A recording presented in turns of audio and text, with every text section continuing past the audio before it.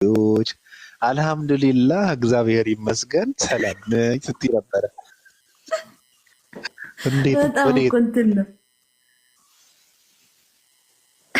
ወዴት እንትን ነው በቃ ላይክ እኔ አትጠይቀኝ እሺ። እኔ ምንም ጥያቄ እንዳትጠይቀኝ ፕሊዝ ሪስፔክትፉሊ አስኪንግ ኦኬ። ማለት መናገር ኖርማል ብዙ መናገር ቀለል ያለ ነው ነው it's not the right time። ብዙ መናገር ብዙ ነገር ያመጣል እና አንዳንድ ጊዜ ብዙ ጊዜ ዝም መርጣለሁ። ዝምታ ዝም የማዳመጥ ለምን ብዙ ነገር ያስተምረኛል እኔ ሳዳመጥ ማለት ነው። እና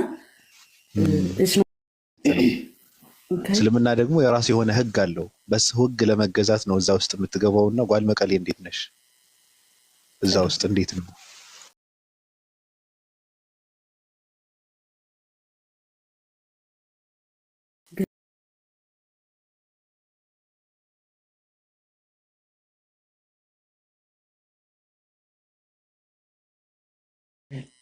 እኔ አላህ የሚባል አንድ ፈጣሪ አለ ብዬ ተቀብያለሁ። ዳትስ ኢት ኖ ሞር ኖ ለስ። በቃ ይሄንን ነው። ሃይማኖት ቀይሬ አይደለም። ሃይማኖት የለኝም ነበር። አይ ዋዝ ሰምባሪ ሎስት አይ ዋዝ ሎስት እና አላህ የሚባል ፈጣሪ ብቻ ነው ያለው ብዬ ተቀብያለሁ። ዳትስ ኢት። ሌላው በሂደት የምማረው ነገር ነው። አሉ ጥሩ ጥሩ ሰዎች ማስረዳት ችሎታቸው ከፍ ያለ ያስተምሩኛል። እቀበለዋለሁ አልቀበለውም ሌላ ጥያቄ ነው። ይሄ የምቀበለውና አልቀበለው የምለው ነገር አይደለም፣ በሂደት የሚታይ ነገር ነው። ዳትስ ኢት። ይህንን ነው መልስ የምሰጥህ ባቢሎን።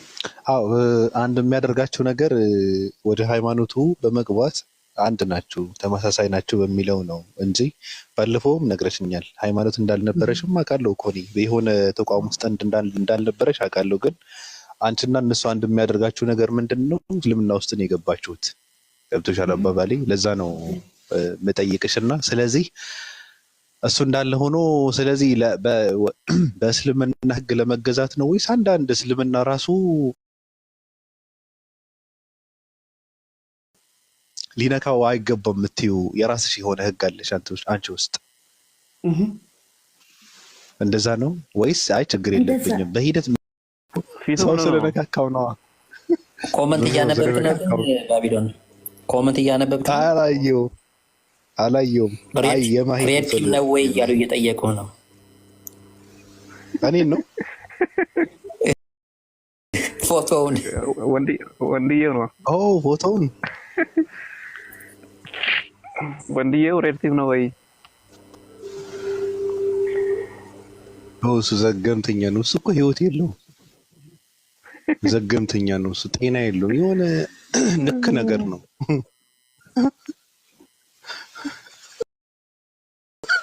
ገምቱ። ሲጮህ ሰምተው ታውቃለህ? ከታች ጥሩ ግምት እየገመቱ ነው። ቬሪያ ነው እንትና ነው ና እያሉ ነው።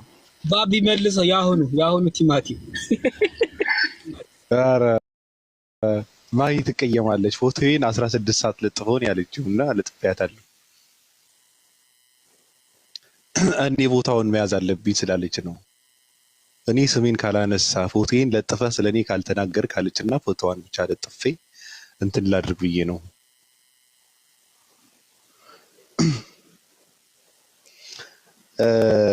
እንጫወታ ሚውት አታድርጉ። እኔ እኮ ዝም ያልኩት እኮ እንትን ለማለት ለመጫወት እኮ ነው። እንተርተር ዝም ብለን ተተርተሩ።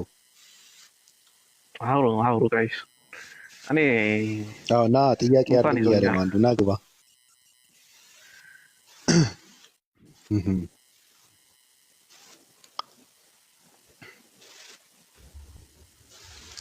ጭራሽ ሰው እኔ ጋር መነካካት እኮ በጣም ከባድ ነው። ሳቃችን የሚያናዳቸው ሰዎች አሉ። እንኳን ተሳድበን በጣም ስለሚወዱ ነው። አንተ አልገባ ማሂ ግን አታምርም። ከፍቅር የተነሳም ንዴት ሊመጣ ይችላል።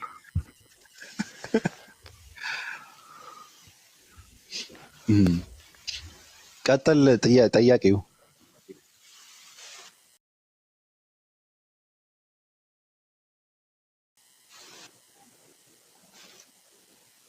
ሄሎ ሰላም ነው ባቢ? ጥያቄ ያለኝ ላንተ ነኝ። ሰላም ብያለሁ። ይቀጥሉ። አንተ ሃይማኖትክ ምንድን ነው? አንቺ ምንድን ነሽ? እኔ ሙስሊም ነኝ። ሙስሊም ነሽ? አዎ። ምን ማለት ነው እስልምና? ጀስት እኔ የመጣሁት ያንተን አቋም ለማወቅና ያንተን አመለካከት ለመጠየቅ ነው። ሳይሰለኝ አይደለም። ገባኝ እኮ። ታዲያ እኔም ስላንቺ ማወቅ አለብኝ። መተዋወቅ ከሆነ አይቀር እኔም ለወቅሽ አንቺ ማወቅኝ። የሰለመው እኮ አንቺ ነሽ እንጂ ጎጉል አይደለም። እያወራ ያለሁትም ከአንቺ ጋር እንጂ ከጎጉል ጋር አይደለም። ምን እያደረግሽ ነው? ከዚህ ወጥተሽ ነይ ተመለሺ። ጊዜ አትበይ። ሄሎ ይሰማሻል? አዎ ይሰማኛል። እሺ በቃ አትሂጂ። ማታውቂው ነገር ካላወቅሽው አላውቀውም በይ። ምን ውስጥ ነሽ? የት እየገባሽ ነው? አይ ነው ምንም ውስጥ እየገባ ሳይሆን በቃ እኔ ስወለድ ሙስሊም ከሆነ እኔ አሁን እሺ ምን አልሽ? በቃ እኔ ስወለድ ሙስሊም ነኝ። አሁን ሙስሊም ነኝ። በቃ ኢንሻአላህ ስሞትም ያው ሙስሊሙን መሞት ነው የምፈልገው። እኔ ስላንቺ አልጠየቅኩማ።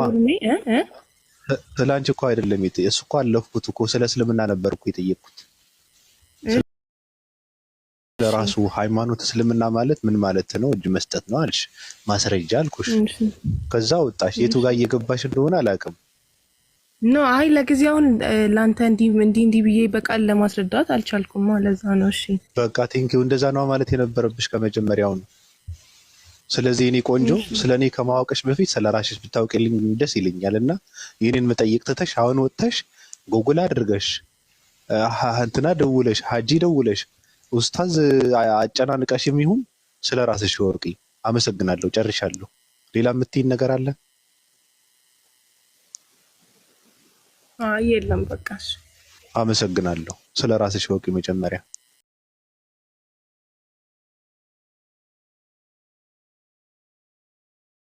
ራሳቸው እምነት ሳያውቅ ገብተው አየናቸው እዚህ ሲደነጋገሩ።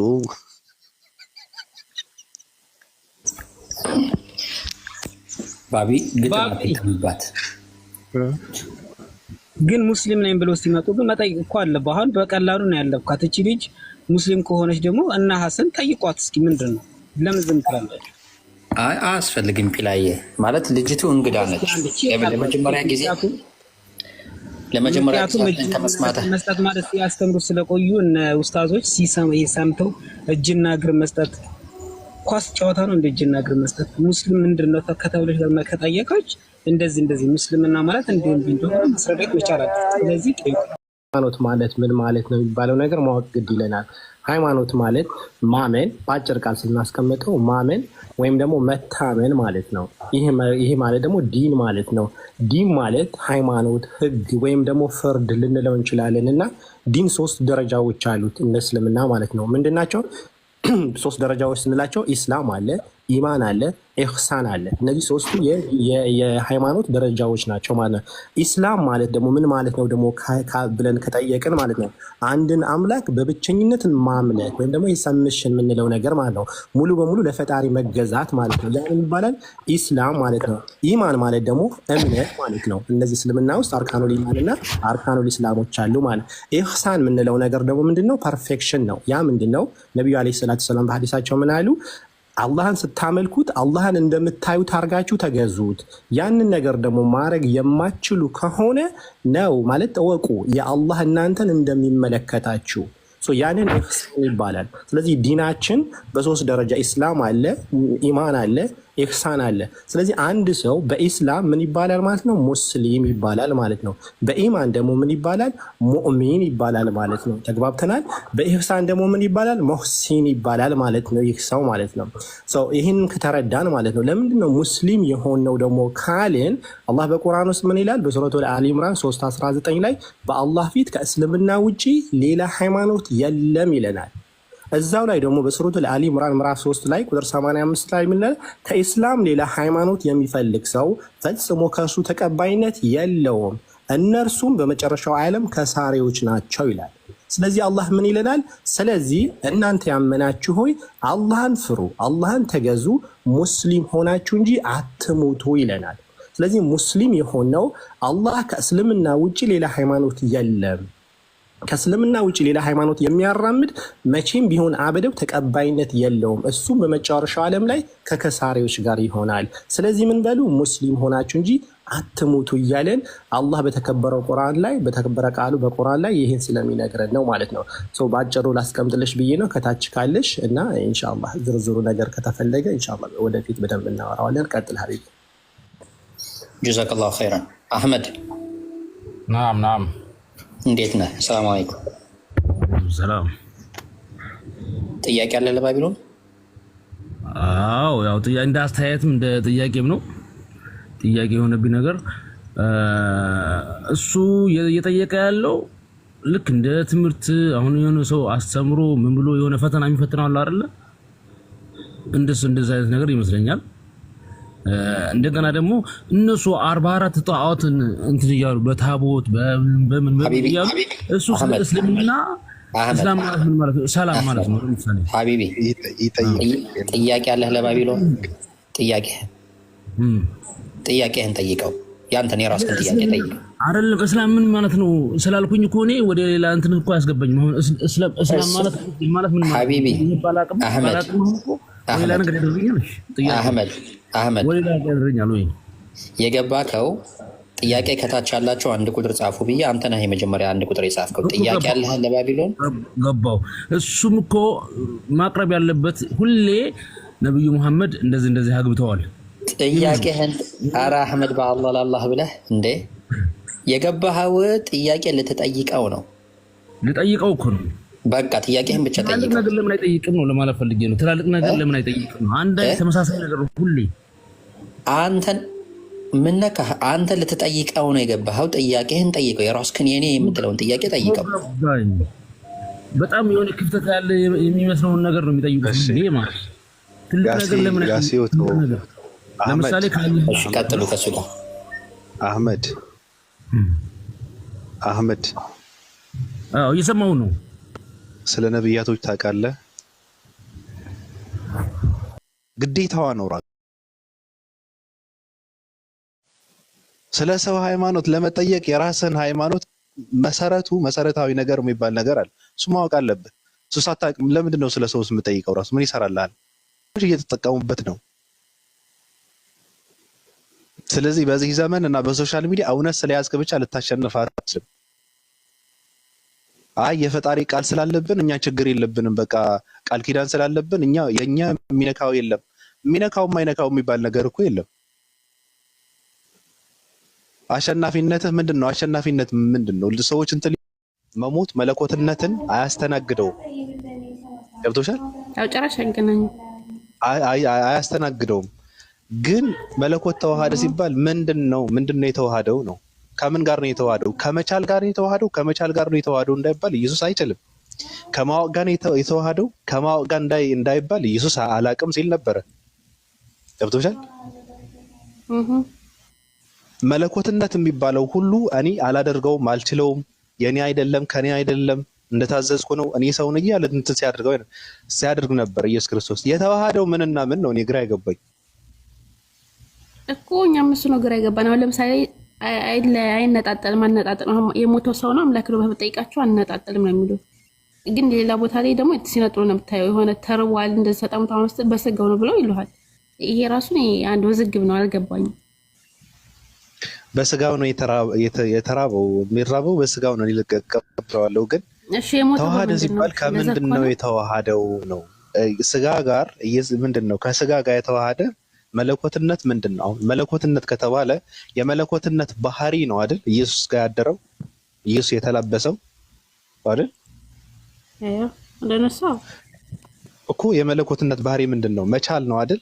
ለምሳሌ ሁሉን አዋቂነት፣ መቻል፣ መፍጠር፣ ሁሉን አዋቂነት፣ መፍጠር፣ ገዢ መሆን፣ ከማንንም ፈቃድ አለመጠየቅ፣ ከራስ እንደፈለጉ ያለምንም እንትን በትዕዛዝ ማድረግ ነው አይደል? እንደዛ ሲያደርግ ነበረ ኢየሱስ። እንደዛ ሲያደርግ ነበረ። ኧረ ምንም አላደረገም። እና ምን የተዋሃዱት? የራሱን ፍቃድ የለውም። ህይወቱ ራሱ የተሰጠው ነው። ቁመቱ ራሱ በእግዚአብሔርና በሰዎች መካከል ሲያድግ ነበረ። ስሙ ራሱ የተሰጠው ነው። ከስም በላይ የሆነ ስም ሰጠው ይላል። በቀኙ ከፍ ከፍ ራሱ ያደረገው የሆነ ሌላ አካል አለ። እያንዳንዱ ነገር የተሰጠው ነው። አንድ የራሱ የሆነ ነገር የለውም። አዎ መንፈሱ ራሱ ደካማ ነበረ። ደካማ መንፈስ ነው የነበረው ኢየሱስ ክርስቶስ። በመንፈስም ጠነከረ ካለ ያዘጋጀለት ፈጣሪ ነው። ኢየሱስ በእውቅና ከሆነ አምላክ የምናደርገው እኔ ችግር የለብኝም፣ ልፈርም እችላለሁ። ፊርማን በማሰባሰብ ከሆነ ሰው ገግሞ ኢየሱስ ክርስቶስ አንድ እስራኤላዊ አምላክ ነው ጌታ ነው የሚል ከሆነ ግን ይሄ ራስን ማጣት ነው፣ ራስን መሸወድ ማታለል ነው። በእውነት መጽሐፍ ቅዱስን መነበብ አለበት። በእርግጥ መነበብ አለበት። ዱካም መቀጠል ትችላለህ። ለማንኛውም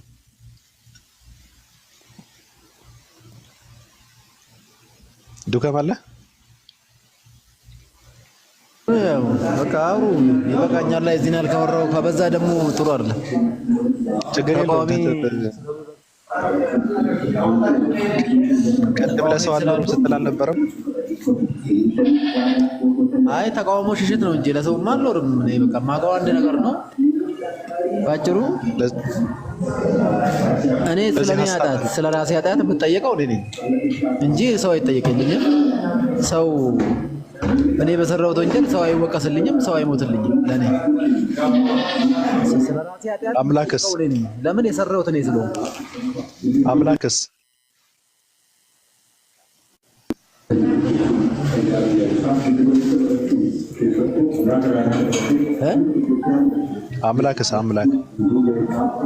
አምላክ ምን ማለት አምላክ ምን አምላክ ይጠይቀኛል። የሰራሁት ወንጀል የሰራሁት ጥፋት አምላክ ሞታል። አምላክ የሚሞት ከሆነ አምላክ እኔም እሱ ምን ሞት ከሆነ ለምን ይጠይቀኛል? እሱ ሁለታችን እኩል ሙት አይደለም? ለምን የሚጠይቀኝ? እሱ የሚሞት ከሆነ እኔ የምሞት ከሆነ ሁለታችንም ሙት እኮ ነን፣ አንድ እኩል ነን። ወይ አንድ ባዶ ወይ ሁለት ለባዶ እየመራኝ አይደለም። ተነሳ እኮ እሱ ተነሳ። ረጋይ ሌላ አስነሽ እየፈለገ አስነሳው ልትል ነው ታዲያ? ሌላ አስነሽ ይፈለገ እኮ አስነሳው። ይሄን እናንተ ገደላችሁት ኢየሱስን አስነሳው አለ እኮ። ገለጠው ነው የሚለው። ሁላችንም ይላሉ። ግን መጨረሻ ላይ ኢየሱስ ሲወርድ ምን ይሆናል? ምንም ይሆን ይመስላል? ይሞታል ወይስ ይመለሳል? ይነግሳል ምድር ላይ ይነግሳል። ከዛ በኋላስ? ከዛ በኋላ ስልጣኑ ይቀራል።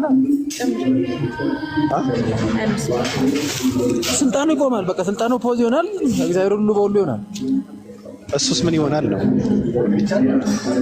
ይገዛል ከኔ ጋር። እኔ ልክ እንደምገዛው ለአምላክ እሱም ይገዛል እኮ። ከዛ በኋላስ ነው የምልህ ፍጻሜ ይሆናል። እሱስ ይሞታል አይሞትም? ማን ኢየሱስ ነው? የት እንዴት ነው ወዴት ነው የሚሞተው? እና ምን ይሆናል? ይኖራል። በቃ ከሰው ጋር ይኖራል። ሰው ነው ከሰው ጋር ይኖራል። ሰዎቹ መጨረሻ ላይ ያሉ ሰዎች አይሞቱም ብለህ ነው የምታምነው አንተ? ሰዎች ይነሳሉ። የሞቱ ሁሉ እንዳለ ጥርግርግ ብሎ ይነሳሉ። ለፍርድ የሚቀርበው ለፍርድ ይቀርባል። እንደ መጽሐፉ ነው። ስለዚህ በመሬት ላይ የነበሩ ሰዎች ባሉበት እያሉ ነው ሰው የሚነሳው የሞቱት የሚነሱት? ለምን ሙታ ያሉ በህይወት ያሉት ይጠፋሉ፣ ይሞታሉ። ምድር ትጠፋለች። ነፃ ከሆነ በኋላ እግዚአብሔር ይመስገን እኮ። እንደዛ እኮ የዛን ኢየሱስ ምን ይሆናል ነው እያልኩ ያለው። እሱማ ሰማይ ነው ያለው፣ እዚህ ምድር የለም። ይነግሳል እኮ ይመጣል እኮ ይነግሳል። አሁን ነልክስ ዶም ይመጣው ለመሞት አይደለም፣ ዳግም ሊሞት አይመጣም እኮ። ምን ያደርጋል ነው ማለት ይመለሳል። ባቢ ጥያቄ ማለት አልተገናኝቶም ብሏል ጎጃም። እንጃ እኔ ነኝ ግልጽ ያልሆነልኝ። ግልጽ ነው እኮ ግልጽ ላድርግ። እሺ ግልጽ ላድርግ። ለኢየሱስ ይመጣል አይደል? ይነግሳል። አይ ከዛ ስልጣኑ ያስረክባል። አዎ ከዛ ወዴት ይሄዳል ኢየሱስ? ከተነሱ ሰዎች ፍርድ ፊት ከቀረቡ ሰዎች እዚህ ምድር ላይ ሲርመሰመሱ ክፉ ከሰሩ ሰዎችን ክፎችን በአፉ እስትንፋስ ያጠፋና ደጎች ጋር ራሱ ይገዛል እግዚአብሔር ነው ማለት። አዎ ስለዚህ እነዚህ ደጎች ፍጻሜ እስኪቆም ድረስ አይሞትም። የለም መሞት የለም። ኢየሱስ ከዚህ በኋላ አይሞትም እስከ መጨረሻው። ደጎቹ እነዚህ ደጎች የምትላቸው ደጎቹም አይሞቱም፣ ከሱ ጋር ይኖራሉ፣ እሱም መስለው ይኖራሉ። አይሞቱም። ስለዚህ እነሱ ሞት ሳያዩ ነው ፍጻሜ የሚከሰተው። ለምን እንደ ፍጻሜ ከመሆኑ በፊት ይሞታሉ እንጂ ምድር ጠፋለች እኮ። ምድር ስትጠፋ ኢየሱስ ምን ይሆናል ነው የምልህ እኮ። ታዲያ ሰማይ ላይ ነው ያለው እሱ እዚህ የለም ነው። ምድር ስትጠፋ እሱ ኢየሱስ እዚህ የለም። እንደገና ያደርጋል፣ ይመለሳል። አልተግባባንም። አሁን አገኘው። ቆይ እኮ ይመጣል እኮ ዱካም ይመጣል እኮ ኢየሱስ ይወርዳል አይደል? ምድር ከመምጣቱ በፊት ይኸውልህ፣ ምድር ከመምጣቱ በፊት ምድር ጠፋለች። ምድር ጠፋለች ስለ እቺ አፈሩን አይደለም የምልህ፣ ሰው ነው የምልህ። ሰው ይጠፋል። ኢየሱስ ከመምጣቱ በፊት ይሞታል። አዎ እሺ። ከዛን ሙታሮችን ይቀሰቅሳቸዋል። ሲመጣ የሞቱ ሰዎች ይቀሰቅሳል። እሺ። በእርግጥ እዚህ ጥያቄ ውስጥ ከባድ ጥያቄ አለ። ግን ልክ ምድር መጥቶ ሙታንን ከቀሰቀሰ በኋላ ለፍርድ የሚቀርበው ለፍርድ ይቀርባል፣ የሚጠፋው ይጠፋል። ከዛ በኋላ ኢየሱስ እዚህ ምድር ላይ ለ1000 ዓመት ይነግሳል። ከ1000 ዓመት በኋላ ኢየሱስ ራሱ ለእግዚአብሔር ይገዛል ወይ ደግሞ ለአምላክ ይገዛል፣ ለፈጣሪ። ኦኬ። ከፍጻሜ በኋላ ነው ኢየሱስ የሚወርደው። የሚገዛው የሚወርደው አይደለም። የሚወርደው ከፍጻሜ በኋላ ነው በፊት? ከፍጻሜ በፊት ነው እንጂ እኮ። ዱከ ምን እያደረግከው ነው? ከፍጻሜ በፊት የሚመጣ ከሆነ ፍጻሜ ሲፈጸም ወዴት ይሄዳል? እሺ ባቢ፣ ጥያቄን መመለስ አልቻልኩም። ለምን መሰለህ? አንተ አሁን የፈለግከው ነገር በደንብ አልገባኝም። ይሁን እንዴት እንደሆነ አላውቅም። ምናልባት ምንድነው የምፈልገው? እኔ ጥያቄ እየጠየቅኩህ እኮ ነው። ኢየሱስ የሚመጣው ከፍጻሜ በፊት ነው አይደል? ባቢ ገብቶኛል እኮ። ምንድነው መሰለህ አንተ የፈለግከው መልስ እኔ ላገኝ አልቻልኩም ነው የምልህ። ለምን? ለእግዚአብሔር ሕግ ለአንዱ እግዚአብሔር ይገዛል አልከኝ አይደል? ለማንኛውም ስልጣኑን ያስረክባል ማለት ይሞታል ነው። ከዛ በኋላ ሲባል ይሞታል። ከዛ በኋላ ነው ፍጻሜ የሚፈጸመው አይደል? አዎ እሱ ይሞታል፣ ሌሎችንም ይሞታሉ። ከዛ እግዚአብሔር የፈለገውን ያደርጋል።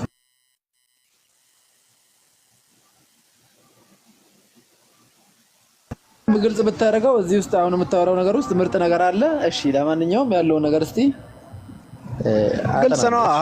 ስልጣኑን ያስረክባል ማለት ይሞታል ማለት ነው። ሌላ ምንም ትርጉም የለውም። የትኛው ስልጣን ነው የሚያስረክበው?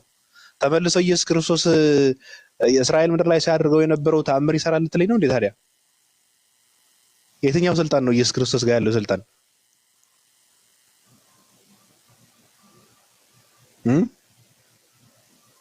በቃ ይገዛል ከተባለ ይገዛል። ከደጋግ ሰዎች ጋር ይገዛል። ፈጣሪውን ያመልካል። ከዛ በኋላ ይሞታል።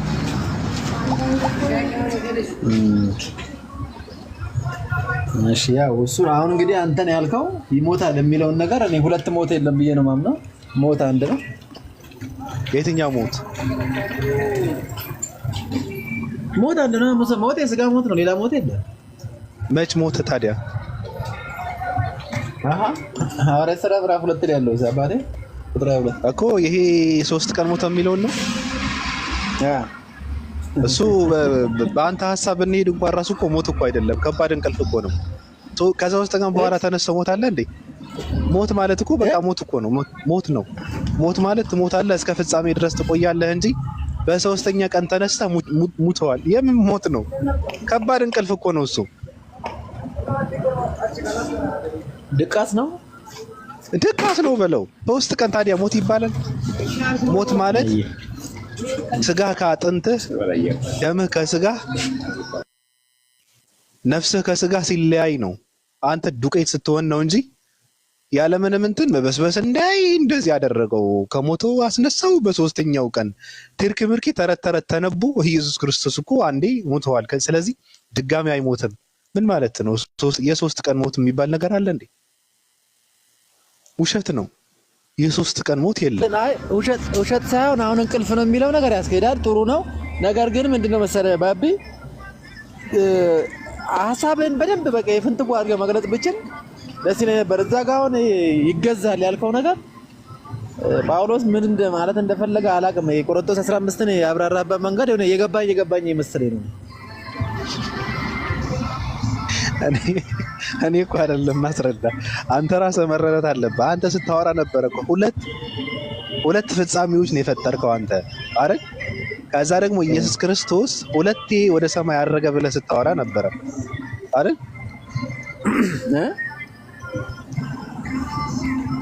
ኢየሱስ ሁለቴ ወደ ሰማይ እንደሚያርግ ነው ስታወራ የነበረው አይደለም? አንዴ ነው ኢየሱስ ያደረገው። በእርግጥማ እሱ እንደ መጽሐፉ እኮ 3 ጊዜ ነው ወደ ላይ ወጥቶ የተመለሰው እኮ ኢየሱስ እንደሰማው 3 ጊዜ። ይሄ መጀመሪያ ነበረ ከዛ እንደዚህ ነው አይደለም? በደንብ ስማኝማ፣ እንግዲህ በደንብ ስማ። እሺ ይኸውልህ የመጀመሪያው እርገት ምድር ላይ ካገለገለ በኋላ ሞተ አይደል? ከሞተ ተነሳ፣ እግዚአብሔር ያስነሳው። ከተነሳ በኋላ ምን ሆነ? ስልጣን ሊቀበል ሰማይ ሄዶ ስልጣን ተቀብሎ መጣ። ማስረጃ ከተባለ ማርያም ምን አላት? አትንኪኝ ወደ አባቴ አላረኩምና አላት ይላል። ከዛስ አትንኪኝ ካላት በኋላ ምዕራፍ 20 ቁጥር 28 ላይ ሄድና ና ጎኔን ያው አለው ይላል። ማንን? ቶማስን። ወደ ሰማይ ሄዶ ከመጣ በኋላ የተከበረ ቦታ ሄዶ ስልጣን ተቀብሎ ከመጣ በኋላ ነው ጎኑን ይነካው የሚባል ትምህርት አለ። ሌላ ቦታ ግምት ነው። አይ የሰማሁትን ነው። ግምት ነው የሰማሁትን ነው። የሰማውን ሳይሆን አንተ ተቀብለኸዋል አንተ ይመስላል። እና ማርያም አትንኪኝ ብሎ ምን ሲያደርግ ነው? አትንኪኝ ወደ አምላኬና ወደ አባታችሁ ወደ ምንድነው? ወደ አምላኬና ወደ አምላካችሁ ወደ አባቴና ወደ አባታችሁ አላረኩምና አለ። ከዛ በፊት ሲነኩት አልነበረም ኢየሱስ? ከሞት ከመነሳቱ በፊት እሱ ከመሞቱ በፊት ነው። ሞቶ ከተነሳ በኋላ ማንም አልነካውም። ሞቶ ከተነሳ በኋላ ነው እንደዛ ያላት። ሞቶ ከልክ ሲነሳ ከመቃብር መጥቶ ሲመጣ ይጠራጠሩ ነበር። መንፈስም ያዩ መሰላቸው ምናምን ይላል። እሺ ከዛ አትንኪኝ አላት ይላል። አትንኪኝ አላት ይላል። ወደ ሰማይ ሄዶ ስልጣን ተቀብሎ ከተመለሰ በኋላ ቶማስ ግን ነካው የሚባል ትምህርት አለ። ልካኝ ዳብሰኝ ምናምን ያለው አና በጎን ያስገባና ቁስሉን እየው ምናምን ብሎ ጣትን አስገባና ምናምን። ሌላው ልክ የማቴዎስ ወንጌል 28 ላይ ከተነሳ በኋላ ለደቀ መዛሙርቱ ታየ እስካረገበት ጊዜ ድረስ ይላል። እየነገራቸው እያስተማራቸው ይላል እስካረገበት ድረስ። አራቱም ወንጌላት ላይ አረገ የሚል አለ። አራቱም ላይ ከዛ ይመጣና ልክ ጳውሎስን በስንተኛ ቀን ያረገው ተነሳ አረገ ነው እኮ። በስንተኛ ቀን ያደረገው? ከሞት እንደተነሳ በስንተኛው ቀን ያደረገው? ቀን አይናገርም። ይኸውልህ ሌላው ደግሞ ምንድነው መሰለህ? ለምሳሌ ጳውሎስን በብርሃን መታው ኢየሱስ የሚባል ነገር ሰምተሃል አይደል? ሐዋርያት 19 ላይ በብርሃን በመታው ሳለይ በመታው ቅጽበት እግዚአብሔር ከሰማይ ሁለተኛ ቤተክርስቲያን ስትፍረከረክ ቤተክርስቲያን ስትበታተን ጳውሎስን ሊያስነሳው እግዚአብሔር ኢየሱስን ወደ ምድር እንደገና ልኮት ነው ጳውሎስን የቀባው የሚባል ትምህርት አለ። ወዮ ይሄንንም ተቀብለህ ነው? እነዚህን ምን ያልተቀበልነው አለ እናቴ ልጅ እኮ ተረት ከተመቸማ እንግባባማ። ተረት የሚመቸው እኮ ነው። ምን ተረት ታዲያ እንዳለ ተጭኖብን ጎብጠን እኮ ነው ያለነው። እኔ እኮ ጎባጣ ነኝ፣ በደንብ አላየኝም እንጂ ባቢ ቪዲዮ ልከተል ቀና በል። ሲጀመር ጳውሎስ የሚባለው እኮ ጳውሎስ የሚባለው አንድ ፖለቲከኛ ሰው ነው። እረፍ ሌላ መስመር አትሂድ። አሁን በቃ ይሄ ነገር ነው የተጫነብን። ይሄን ያጎበጠን ግራ አጋባን። ይሄ ነው እያልኩ እኮ እንትን አራገፋ ቀና በላት። ይሄ ተረትና ትርኩ። ስለዚህ ታዲያ ከዛ ለመውጣት አይደለ? ከዛ ረገረግ ለመውጣት አይደለ የምታገለው? ከዛ ነቅሎ የሚያወጣኝ አጥቼ እንጂ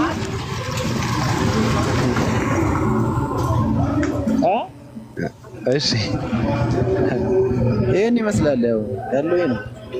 እና ኡስታዝ ወይ ነቅሎ ካላስወጣ ማን ያስወጣል? ኡስታዝ ወይ እባክህ መቀለጃ አድርጎኛል። እሱ ዝም ብሎ ማለት በቀልቁም ነገር ነው የሚያወራው አንተ ጋር። ኧረ ሲፈልግ የወጀ ትምህርት አምጥቶ አናት ይገኛል። ሲፈልግ ምን ይላል? ሲፈልግ ደግሞ ሰይጣንና እግዚአብሔር መስዋዕት ሁለቱም ይቀበላሉ ይላል። ኧረ እሱ ማተኛ ነው። ተው በመጽሐፍ ቅዱስ መሰረት አድርገው ነው። ለማንኛውም ተመለስ ወደ ኢየሱስ ክርስቶስ መምጣት ተመለስ። እንዴት ነው የሚመጣው ኢየሱስ ክርስቶስ? እዛ ይመልሰኛል። በቃ እኔ አልቻልኩም፣ መልሱን አልቻልኩም። ባቢ ሜሮንን ላስገባትና እሷ ጋር ታወራለህ። ምን ውስጥ ነህ ደግሞ መዝሙር ትሰማለህ? ይሄ መዝሙር በመዝሙር ኦርቶዶክስ ደግሞ ሀሳብ ሳይኖራት መዝሙር ከበሮን እየደለቁ ሜሮን ነይ እስኪ።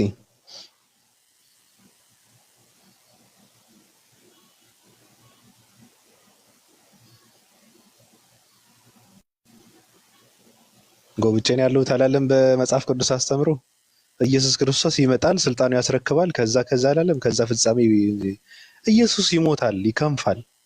በመጀመሪያ ይመጣል፣ ከዛ ኃጢአተኞቹን ያጠፋል፣ ከዛ ከደጋግ ሰዎች ጋር አምላኩን ያመልካል፣ ስልጣኑን ያስረክባል። ከዛ በኋላ ኢየሱስ ክርስቶስ ይሞታል። ከዛ በኋላ ፍጻሜ ይፈጸማል ማለት ነው፣ ይከሰታል። ምድር ትጠፋለች።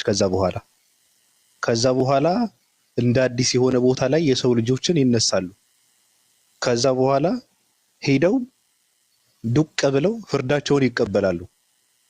ከዛ በኋላ ኢየሱስ ክርስቶስ ቁጭ ብሎ አምላኩን እየተመለከተ እንትን ይላል ማለት ነው። እንደዛ አይደል እንዴ የሚለው? እግዚአብሔር አምላክ ዘንድ መኖሪያ እናደርጋለንና ምን እያለ የሚያወራው እኮ ገነት እገባለሁ ማለት እኮ ነው። ኢየሱስ ራሱ ገነት ይገባል። በገነት መኖሪያ ያለው ኢየሱስ ክርስቶስ መኖሪያ ያለን ብሎ ሲያወራ ነበረው። ደግሞ በገነት ይጠጣሉ የወይነ ጠጅ በገነት ይጠጣሉ ሲል እናየዋለን። ከሳሽ አይደለም ሁላ ይላል። አሁን ይሄ ሞት የሚባለው እዛው ላይ ይሄ እንትን አንደኛ ቆሮንቶስ 15 ላይ እኮ እዛው ላይ የኋለኛው ጠላት የሚሻለው ሞት ነው የሚለው። እንዴት ነው የምትረዳው? ሁሉን ከጉልበታችን ያስገዝቷልና ነገር ግን ሁሉ ተገዝቶለታል ሲል ሁሉን ካስገዛለት መሆኑን ግልጥ ነው ካለ በኋላ ሁሉ ከተገዛለት በኋላ ግን እግዚአብሔር ሁሉ በሁሉ ይሆን ዘንድ በዛን ጊዜ ልጁ ራሱ ደግሞ ሁሉ ዳስገዛለት ይገዛል ይላል። እዚህ ላይ ሞት የሚለው ራሱ ገብቷል። ከ24 ጀምሮ ስናነበው 26 ላይ የኋለኛው ጠላት የሚሻለው ሞት ነው የሚለው ኢየሱስን ነው ወይስ ሌላ አካል ይሆን?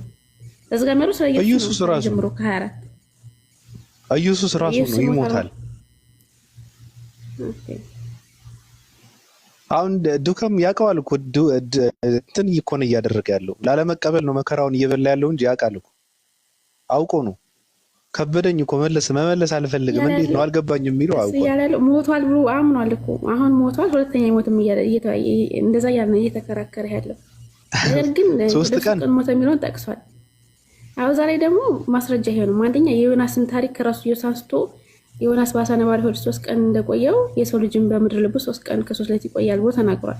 ዮናስን ስናየው ደግሞ አልሞታም፣ እንደውም ለእግዚአብሔር ጸልይ ነበረ በአሳ ነባሪ ሆድ ውስጥ ሆኖ። ኢየሱስም ስናየው ደግሞ ሀታ በማግስቱ በሰንበት ምንድነው እነ መቅደላዊት ማርያም ምናምን በሄዱበት ሰዓት ሽቶ ይዘው ሄደው ነበር አይደል እንዴ? ለምንድነው ሽቶ ይዘው ሄደው? ከተቀበረና መቃብር ውስጥ ከሆነ ከሞተ አንድ ሽቶ የሚያስፈልገው ወይ ለቁስለኛ ለታመመ ሰው ነው አይደለ? በዛ ላይ ደግሞ መቃብሩ እንደ ቤት ያለ ነው አይተህ ከሆነ እንጂ መቃብሩ እንደዚህ ወደ ውስጥ ተጎሩ እንትን ተብሎ እንትን የተባለም እንደውም ድንጋይ ነበረ፣ ድንጋይ ተፈንቅሎ ነበር፣ አልተፈነቀም ነበር። ራሱ የሚለው የሆነ እንትን ውስጥ ነው የተቀመጠው ኢየሱስ ማለት ነው። ይሄ ራሱ አንድ አወዛጋቢ ነገር ነው። የዛኔ ነው መግደላዊት ማርያም ሽቶ ይዛ ሄደችው። አው በእንትን በማግስቱ ምናምን ይላል መጨረሻ ላይ ሁሉም ወንጌላቶች መጨረሻ ላይ አሁን ለምሳሌ ሲቆይ የዛኔ ነው አይደል? ወዴት እንደወሰዱት እነዚህ ሰዎች ወዴት እንደወሰዱት አይሁዳውያን ማለት ነው ወዴት እንደወሰዱት አላውቅም። በነበረበት የለም ብላ ታው ተመለሰች አይደል? አው ተመለሰች ይላል። ሌላ ቦታ ላይ ደግሞ ድንጋዩን መፈንቀል አቅቷት ተመልሳ ምናምን ሄዳ ይሁን ሰው ይዛ መጣ ምናምን ስትመለስ ደግሞ ያ ነገር እንትን እንደተባለ የሚጋጭ ሀሳብ ነው ያለው። ዞሮ ሽቶ ይዘው ለምን ሄዱ የሚለው ራሱ አንድ ጥያቄ ነው። ለማንኛውም ኢየሱስ ሞቶ ከተቀበረ ሽቶ ለምን አስፈለገ? ሽቶ የሚያስፈልገው ለቁስለኛ ነው። ያኔ ያንን ቁስል እንትን ተቀብቶ እንዲድን ማለት ነው። ስለዚህ ይሄ ራሱ አንድ ጥያቄ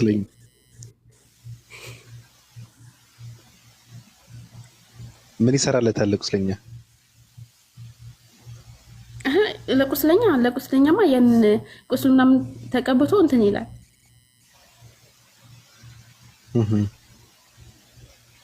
እንደዛ ይደረጋል። አሁን ሰው እኮ እየፈጋ ያለው ምንድን ነው? ኢየሱስ ክርስቶስ በእውቅና አምላክ እናድርገው ነው። ፊርማን በማሰባሰብ ኢየሱስ አምላክ እናድርገው ነው እንጂ እኮ መጽሐፍ ቅዱስ ራሱ አምላክነቱን አይገልጽም። መከራ ነው አምላክነትን ፍለጋ መጽሐፍ ቅዱስ ውስጥ። ሲጀመር አንድ አምላክ ካለበት የክብር ዙፋንን ወርዶ ምድር ላይ መከራውን በልቶ ለሰው ልጆች የኃጢአት ስርየት ተሰቅሎ እየተገረፈ እየሞተ በሶስተኛ ቀን እየተነሳ አምላክነቱ አይናገርም? አምላክነቱ እኔ አምላክ ነኝ ለዚህ ነው የመጣሁት አይልም? በቃ ከዛ ደግሞ ቃላትን እየገጣጠመ አምላክ እናድርገው። አሁን ቀጥይ እኔ ብሎ ያልተናገረው እንዳይገሉት ነው የሚሉም አሉ። ምን ትላለህ? እኔ አምላክ ነኝ ብሎ ያልተናገረው እንዳይገሉት፣ አምላክ ነው እንዳይገደል ፈርቶ አምላክነቱን ያልተናገረው። አምላክኑ ራሱ አምላክ ነኝ ካልኩ ይገሉኛል ብሎ ፈርቶ አምላክነቱን አልተናገረም። ሰዎች የፈጠሩ ሰዎች እንዳይገሉት አምላክ ነኝ አላላቸውም፣ ደበቃቸው አምላክ መሆኑ። ልክ አንድ ሌባ የሆነ ቤት ውስጥ ገብቶ ወይ የሆነ ሱቅ ውስጥ ገብቶ ሌባ ነኝ አይልም፣ ይያያዛል፣ ችግር ይደርስበታል። እንደዛ ማለት እኮ ነው። ምን አይነት ቀልድ ነው እኮ? ዮሐንስ 10:30 እያልን እኮ ይጠቅሱልሃል። እኔ አምላክ ነኝ ስላለ ነው ሊገሉት የፈለጉት አይደል እንደሚሉት እኮ። ጭራሽ አስበዋል? አይሁዶች ኢየሱስ አምላክ መሆኑን ነግሯቸው አምላክ መሆኑን አምነው ሊገሉት አስበዋል። እንደዛ ነው እኮ የሚሉት። እዛ ፓርታ አይተህ ከሆነ እኔን አብ አንድ ነን ሲል ድንጋይ አንስተው ነበረ። ከዛ ክርስቲያኖችን ማስረጃ ብለው የሚያመጡት እኔ አምላክ ነኝ ብሎ ስላለ አምላክ ነው ስላወቀ ነው ሊገሉት የፈለጉት ምናምን ይለዋል። እኔ በጣም ነው የሚገርም። ሲጀመር አይሁዳውያን ኢየሱስ ክርስቶስ አምላክ ነው በአምላክነትም አልጠረጠሩትም። ራሱ አይሁዳውያን የጠረጠሩት ምንድን ነው? የሐሰተኛው ነብይ ነው ብለው ነው እንጂ አምላክ ነው ብለው አልጠረጠሩትም። አምላክ ነው ብለው የመጡት በኋላ የመጡ ክርስቲያንን የሚሉ ሰዎች እንጂ አይሁዳውያን ኢየሱስ ክርስቶስ አምላክ ነው አምላክ ነኝ ስላለ አምላክ እንዳይሆን አምላክ ሊሆን ይችላል የሚል ሐሳብ እነሱ ውስጥ አልነበረም። ውሸት ነው፣ ውሸት ነው። እንዴት ነው አንተ አስተማሪ የምትሆነው? እንዴት ነው ነብይ የምትሆነው? አንተ በእንትን ተወልደ ቃሉ መጥራት በጣም ይደብራል ብለው ነው የሚያምኑት እንጂ አምላክነቱ አይሁዳውያን ጠርጥረው አያውቅም። እንደዛም ብለው እንትን ብለው አያውቁም። አይሁዳውያን አይሉትም ራሱ አሁንም ድረስ ይስቅብሃል። አይሁዳውያን ኢየሱስ ክርስቶስ አምላክ ነው ብለህ ብትላቸው ይስቅብሃል። አይሁድ ሞኝና እንደ ይላል የልጃችን ልጅ ነው አምላክ እያልክ ያለው አምልከን ችግር የለውም ይላል። አይሁዳውን ብትጠይቀው ጣዖት አምላክ ሰው አምላክ ከሆነ አንድ እስራኤላዊ እኮ ነው የምታመልከው ነው የሚልህ እኮ አንድ አይሁድ። እንደዛ ብለህ ከነገርከው ድሮም እንደዛ ነው። ሐሰተኛ ነብይ ነው ብለው ነው እንጂ እንዴት ነብይ ነኝ ይላል? እንዴት በፈጣሪ የተመረጥኩ ሰው ነኝ ይላል? እሱ እነሱ እንደሚያምኑት ድቃላ ነው ብለው ነው የሚያምኑት። ድቃላ ሆኖ እንዴት እንደዚህ ይላል ነው እንጂ አምላክ ስለሆነ ለኃጢአት ስርየት ስለመጣ በስጋ ስለተገለጠ ክርስቲያን ነን የሚሉ መሀይማን ናቸው። ከዛ በኋላ ተነስተው ይሄ ታሪክን የጻፉት ሰዎች በራሳቸው ፍላጎት ማለት ነው። ውሸት ነው።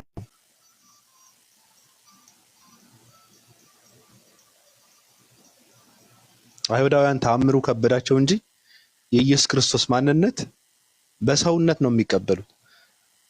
እዚህ ጋር ደግሞ ቃል ነበረ፣ ከዛ በፊት እንደዚህ ነበረ፣ እግዚአብሔር ዘንድ ነበረ። እግዚአብሔር እኮ ሰማይና ምንድነው እንፍጠር ሲል ሐሳብ ሲያቀርብለት ነበረ። ይህ ተረትና ትርክት ነው። ከአብርሃም በፊት ነበርኩ ሲል ነበረ። አብርሃም የሰው መጀመሪያ አይደለም። ውሸት ነው። ራሱ ዝም ብላ እያንዳንዱ በጠይቀው ሰው ሌላ መጠይቅ ምንም አያስፈልግም። የሰው ልጅ ለምን ቤተክርስቲያን ገብቶ አምልኮ ይፈጽማል? እንዴት ነው አምልኮ የሚፈጸመው? ሰው ምንድነው? አፈጣጠር እንዴት ነው? ተፈጥሮ ምንድነው የሚባለውን ጥያቄ ማንሳት ራሱ ወንጀል ነው በክርስትና፣ እንደኔ ማለት ነው። መጠየቅ ያለብህ ኢየሱስ ክርስቶስ ምንድነው? እንዴት ነበሩ? እንደው ሐሳብ ያቀረበው ከስላሴዎች ማለት የትኛው ነው ብለህ ብትጠይቀው መልስ የለም። ኢየሱስ ክርስቶስ አምላክነቱ አምላክ ሆነ ለምን አልተናገረም? በቃ እዚህ ጋር ትቆማለህ። ወርደህ የማይጠየቅ ጥያቄ የምትጠይቅ ከሆነ ሌላ ነገር ነው። እንደውም ሐሳቡን መቀበል ነው ከስር መሰረቱ ነው መስተካከል ያለበት ብዬ ነው የማምነው። እኔና ራሱ መከራችን በላን እኮ ኢየሱስ በእውቅና አምላክ እናድርገው እየተባለ ፊርማ እየተሰባሰበ አይደለም በቃ እስራኤላዊ ሰው ነው፣ ምንም አያውቅም። እኔ በምድር አሁን አለሁ የለሁም አያውቅም። ኢየሱስ ምንም አያውቅም።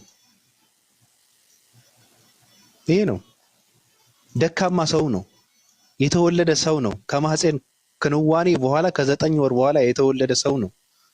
መጽሐፍ ቅዱስ እንደዛ ነው ብሎ የሚያወራው። በነገራችን ላይ አሁን መጥተህ ጎረምሳ ካልክ ሰው ይቆጣል እኮ ይላል እኮ መጽሐፍ ቅዱስ። ልጅ ነበረ፣ ወጣት ነበረ፣ የምናምን እድሜ ነበረ፣ በቁመት አደገ፣ በመንፈስም ጠነከረ ምናምን እያለ አይደል የሚያወራው መጽሐፍ ቅዱስ? ልትክደው ነው?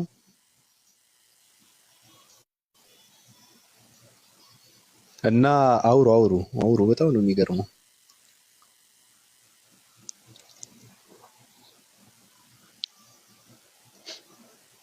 ቅርብ ነገር ለእነኝህ ከ12 ሐዋርያት ውጭ ላሉት እኮ በምሳሌ ነበር የሚያስተምራቸው ማለት ነው።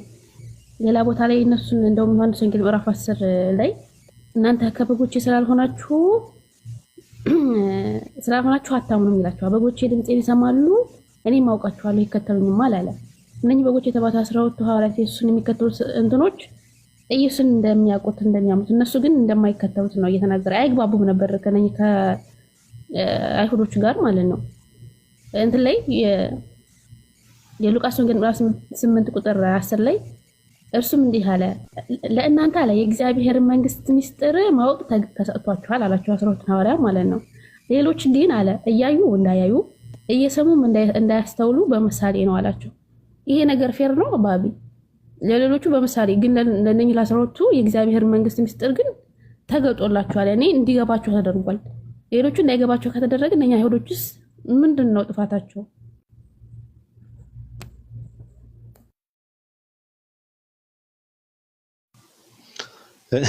ለምን እኔ ትጠይቀኛለሽ? እኔ ራሴን የቻልኩ ሰው ነኝ፣ የራሴ መንገድ ያለኝ ሰው ነኝ። ምናልባት ኢየሱስ ክርስቶስ አምላክ ነው ብለው የሚያምኑ ሰዎች ካሉ ገብተው ማስረዳት ይችላሉ እንጂ እኔና ዱከም በኢየሱስ ክርስቶስ እኔና ዱከም ራሱ አንገናኝም። እኔና ዱከም ትንሽ ነው። ለዛ እኮ ነው በግልጽ አያስተምራቸውም ነበር። እንደሚነግረን ከሆነ እኮ እዚህ ላይ በግልጽ አያስተምራቸውም። እሱ አሁን እኔን አባንድ ነን ብሎ ሲል እነሱ አሁን የተረዱበት መንገድ በሌላ ነው። ከእንደገና እነሱ ለማስረዳት ሲጣጣር ነው የምታገኙ። ጥቅስ አምጥቶ ምናምን እንዴ ራሱ ድንጋይ ያነሱት እኮ ለምን እንደሆነ እንኳን ራሱ አያውቅም። ኢየሱስ ምን አለ? ከአባቴ ብዙ መልካም ስራ አሳያችሁ፣ ከእነርሱ ስለማናቸው ስራ ትነግሩኛላችሁ ብሎ መለሰላችሁ። አያውቅም።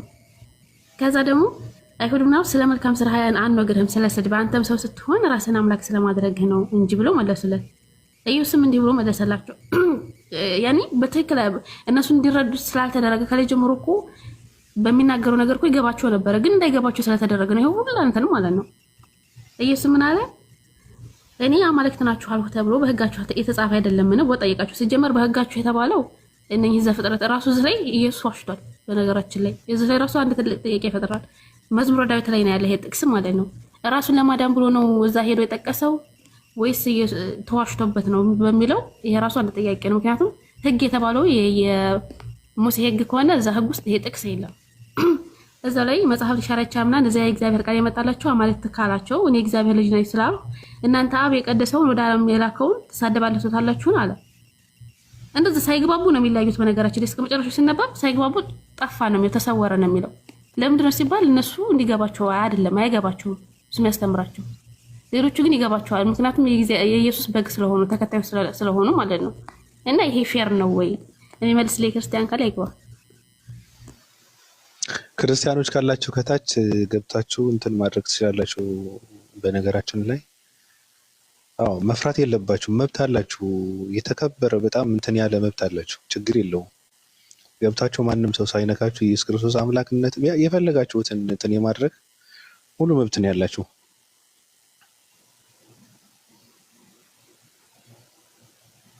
ስለዚህ ግቡ፣ መፍራት የለባችሁም። ያስፈራሯችኋል። በነገራችን ላይ እዛ ቤት ከገባችሁ በጣም እንትን ነው፣ በጣም ከባድ ነው እየተባሉ ነው። ያሲው ጳውሎስ ገላትያ ላይ ምን እንደሚል ታውቃለህ? አደገኛ ንግግር ይናገራል። ገላትያ ላይ ይላል መሰለህ መላእክት ያሏችሁን እራሱ አትቀበሉ። ቀጥል ይቅርታ። ገላትያ ላይ ላክ ያሏችሁን ራሱ አትቀበሉ ነው የሚለው። መላእክት ያሏችሁ አትቀበሉ ነው የሚለው። ራሱ ከየት እንደሚያመጣው ባይታወቅም ማለት ነው። ጳውሎስ ነው እንደዛ የሚለው።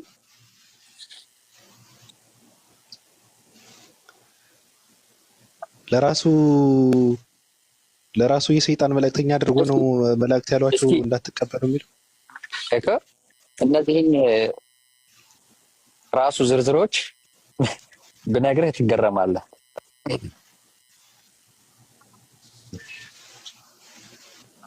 እስኪ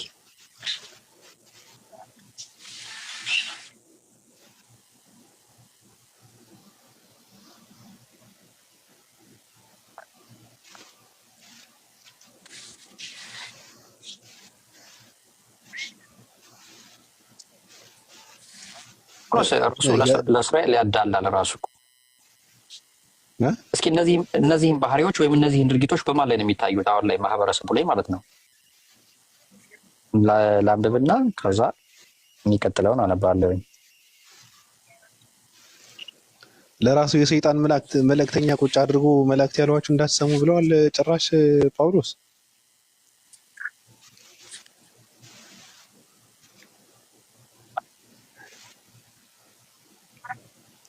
ያለ መሰለ መንፈሳዊና ስጋዊ ህይወት እያለ ይተርካል።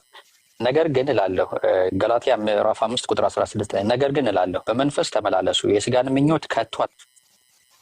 ስጋ በመንፈስ ላይ መንፈስም በስጋ ላይ ይመኛልና እነዚህም እርስ በርሳቸው ይቀዋወማሉ። ስለዚህም የምትወዱትን ልታደርጉ አትችሉም። በመንፈስ ብትመሩ ግን ከህግ በታች አይደላችሁም። የስጋ ስራም የተገለጠ ነው፣ እርሱም ዝሙት፣ ርኩሰት፣ ዳራት፣ ጣዖትን ማምለክ፣ ሟርት፣ ክርክር፣ ቅንዓት፣ ቁጣ፣ እድመኝነት፣ መለያየት፣ መናፍቅነት፣ ምቀኝነት፣ መግደል፣ ስካር፣ ዘፋኝነት ይህንም የሚመስል ነው። ቅድም ምን እንዳልኩ እንደዚህ ያሉትን የሚያደርጉ የእግዚአብሔር መንግስት አይወርሱም ብሎ ይላል። እነዚህ ከላይ የተዘረዘሩ ዝርዝሮችን ማለት ነው። እንዴት ነው? የትኛው ማህበረሰብ ነው በአብዛኛው በእነዚህ ነገሮች የተጠመደ?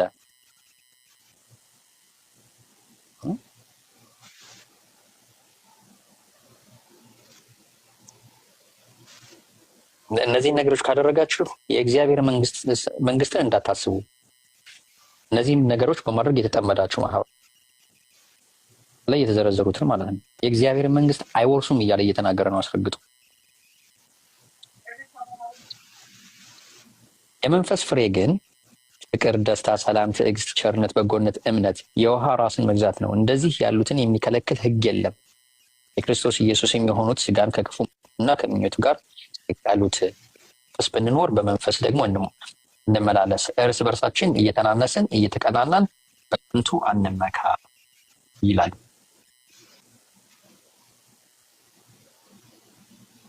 እንግዲህ ላይ የዘረዘርኳቸውን እንዴት ነው የሚታዩት?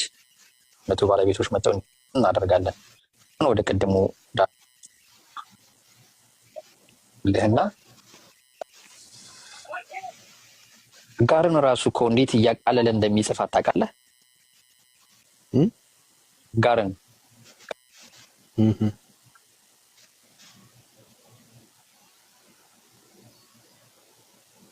ዘንድ ይላል።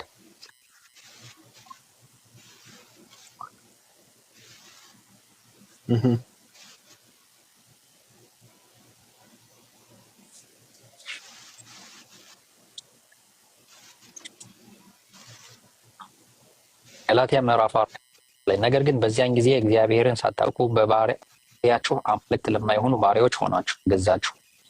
አሁን ግን እግዚአብሔርን ስታውቁ ይልቅስ በእግዚአብሔር ስትታወቁ እንደገና ወደ ደካማ ወደሚናቅም ወደ መጀመሪያ ትምህርት እንዴት ትመለሱ? እንደገና ባሪያዎች ሆናችሁ ዳግመኛ ለዚህ ልትገዙ ትወዳላችሁን? እንናወርን ዘመንንም ዓመትንም በጥንቃቄ ትጠብቃላችሁ። ምናልባት በከንቱ ለእናንተ ደክሜያለሁ ብዬ ወንድሞቼ ሆይ እኔ ደግሞ እንደናንተ ሆኛለሁ፣ እንደ እኔ ሁኑ ብዬ እለምናችኋለሁ። አንዳችም አልበደላችሁኝም። መጀመሪያ ወንጌልን